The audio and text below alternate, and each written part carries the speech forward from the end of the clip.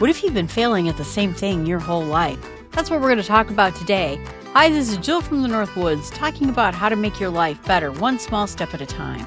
Boy, think about it as something like you didn't fail at it once, or twice, or even a handful of times. Or you couldn't just say, well, maybe the circumstance wasn't right at this particular moment, but you still failed at the same thing over and over again.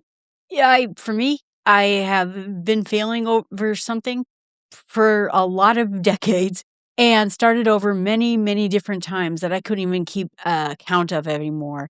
And every single time, there was a new version of it. I tried something else. There was still a different aspect of it, and I would still be back to the bottom. What is a person to do? And I know the answer for me to that question is, what can we do to not only just bounce back, as we talked about in the previous episode, but bounce forward? When we fail at something privately, my last failure was something I talked about that was in front of people, very public. But what happens when you're trying something in your life and it never happens? It never works out. And you want to go into a direction where the next time or this time you succeed. The honest version of this was essentially having to do with my weight. I'm been overweight since I was 8 years old. My grandmother used to call it baby fat, and then basically when I was 8 years old, she stopped calling it baby fat, and she realized I was just very overweight. And I could see it every single day, for me for decades and decades. I've been trying to lose weight for a really long time. I tried it all: Weight Watchers, trainers, food plans, calorie counting, keto, intermittent fasting, fitness math, food math, exercise routines, you name it, I've done it. I have tried to do everything with it. I have followed programs. I have thrown money at this problem. I threw my grandmother's money at this problem. And we'll just know that, everything I tried, I wasn't doing this half-heartedly. I was very serious every single time. In fact, I hired a trainer who taught me the real idea of fitness and actual math behind the whole piece of it. She was great, and she still is great. I still see her today. Weight Watchers ended up teaching me principle of food that I could apply without the app. I was learning how to think about food in a different way. And I was genuinely trying all these things. And it would work for a while. I would lose some weight. I'd make some real progress. I would do something. And then maybe the situation shifted, or the season would go from summer to winter, or life would get complicated or hard.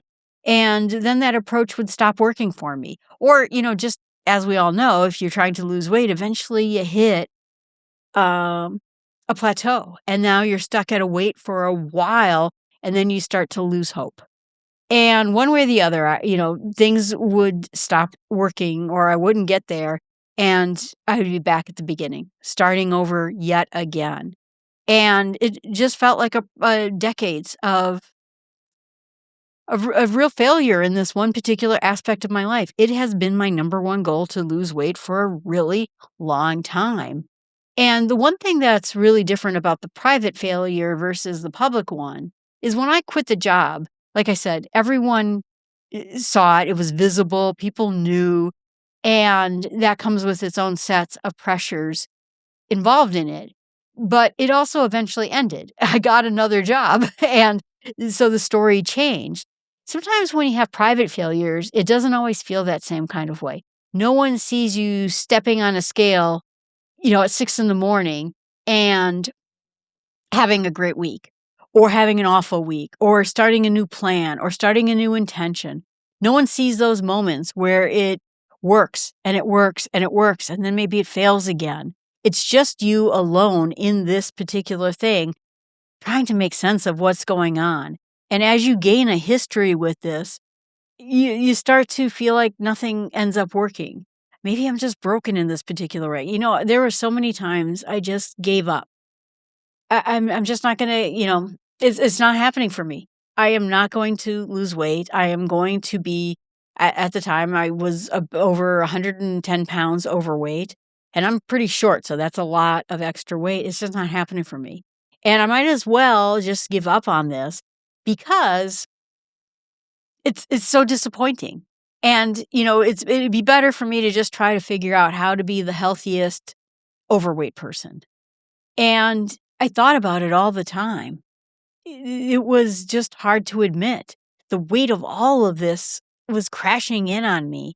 There's like an exhaustion that comes from fighting the same battle decade after decade after decade. And then exhaustion, the tiredness, and it's okay, I think, to feel tired. You at least feel you kind of earned that part of it. But instead, this kind of exhaustion was of disappointment and hopelessness. Why bother gearing up again? Why bother trying again? This is lonely. This is hard. I had people in my corner, who were there for me and trying to, help me with this the best that they could. But they can't be there for the millions of small private moments that are involved in a struggle like this. They see the headlines. They see, hey, Jill, you dropped 20 pounds. That's great. But they don't see the day-to-day reality of it. And that's what private failure can feel like inside of that. We're not going to keep on the failure part. We're going to talk about the good part of it. But what no one tells you about these, I think these long battles is that, let me put it this way. Our culture loves shows and movies about where people have a fresh start, a new year, a new you, a Monday reset. They start over. They got it this time. The movies are all like that. And of course, it's a great appeal. A fresh start feels like hope, a clean slate. This time I'm going to do it. It's going to go differently. And what I eventually figured out about the fresh starts is that they often require you to throw away everything that you learned from the last attempt, right? Oh, well, before I was on Jenny Craig and I was eating these very specific foods. Now on Weight Watchers, we're going to throw out Jenny Craig and we're going to do this instead. And you start basically over at the beginning. And everything that you learned before, came before, gone. It's gone. And every time, I had these attempts to lose these weights over all of these decades, I started realizing something about it, that I actually could take parts from each of these experiences and then have them help me with this situation. So think about it this way. The trainer, she taught me fitness science. I still rely on it today. I still do the program she made for me. It was, let's call it 14 years ago. I still understood the food framework that Weight Watchers gave me, and I still somewhat rely on it. There's some places where I disagree with it, namely nuts, but you know what I mean? I learned some sort of piece of information from it. And so every time I had one of those failures, I realized I could start building. I could start piecing together a toolkit with each individual lesson that I ever learned. And suddenly I was building a really solid framework with this. And I think for the longest time, I kept asking myself the question, why can't I make this work? Why can't I make this happen for me? And it's not really a bad question, but maybe it's the wrong question because it assumes that the problem is with my discipline or my willpower or my consistency, when maybe you're doing something that you can't actually do because of other reasons. The answer comes back to some sort of version, well, I'm just not good enough at it. You think about it, like this is where the situation I would get into. Like I'd be very good at my diet. I'd be following everything. I'd be doing my workout plans.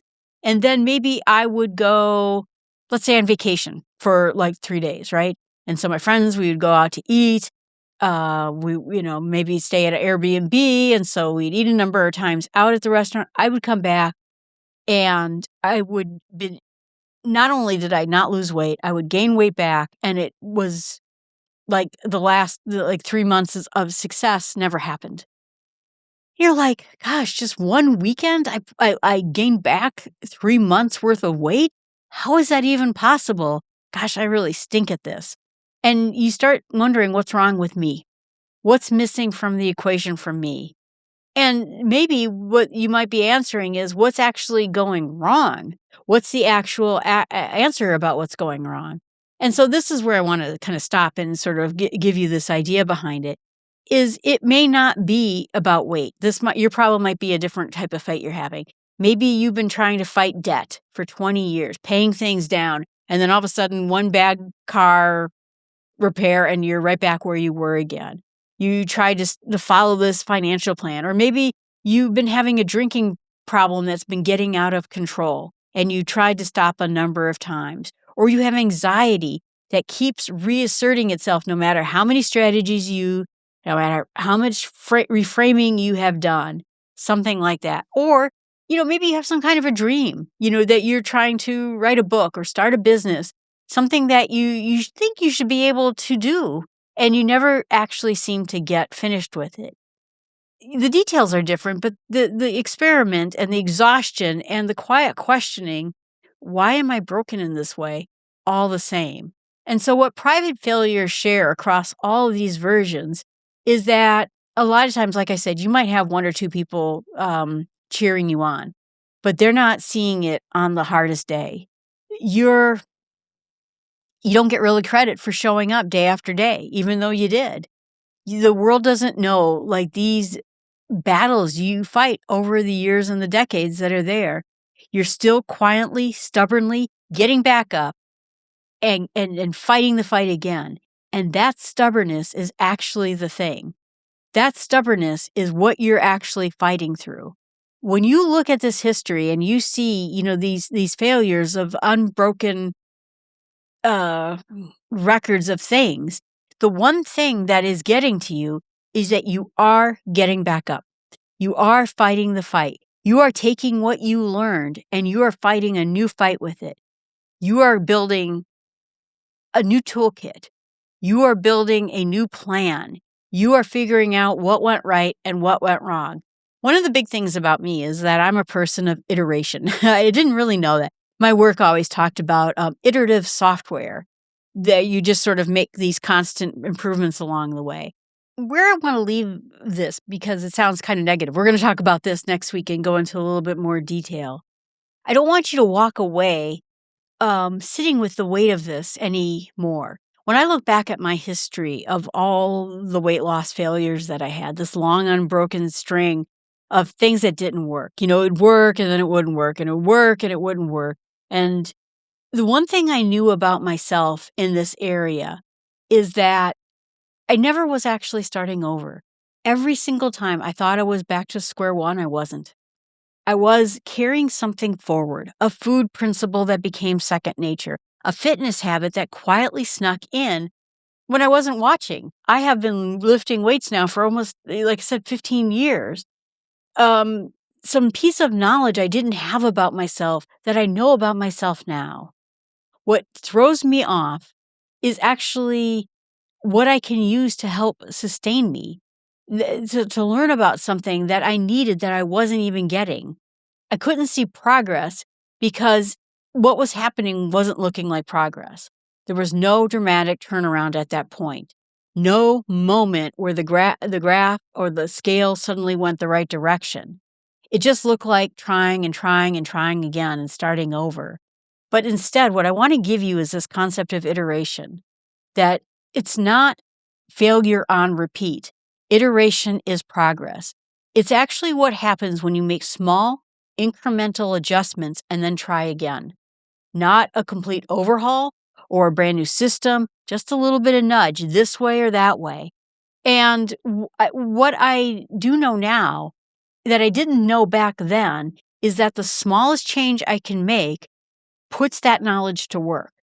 Suddenly, I'm actually transforming this process, not in some big dramatic way, but in small iterations, quiet changes, unglamorous nudges here and there, and nobody notices but you or me when I'm doing this. And these iterations accumulate over time. Each one builds on the last. Each attempt is a little bit better than the last attempt. And when you add something, when you're carrying it forward, you're not the same person who started this battle. You are more informed, you're more self-aware, and you know how to execute better than you used to do. You have more experience than that person who started out way back then. What matters is, and even when it doesn't feel like it matters, is that when you have one of those projects, you keep refining it. You don't throw out the whole thing just because it doesn't work. You take a look at what was working and you extract it. And then you look at what wasn't working and then you move the pieces around and then you try the next version 2, version 12, version 50. You get back up again. That is not failure. That is actually how things get done. You're in the middle of a version of this, a private long-term battle. The thing that you've been trying for years, I want you to reframe what you're looking at. You're not the person who keeps failing at the same time.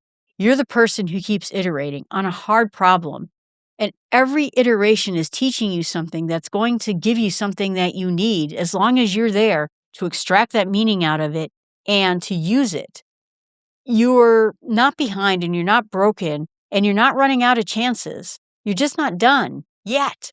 Yet is that big word.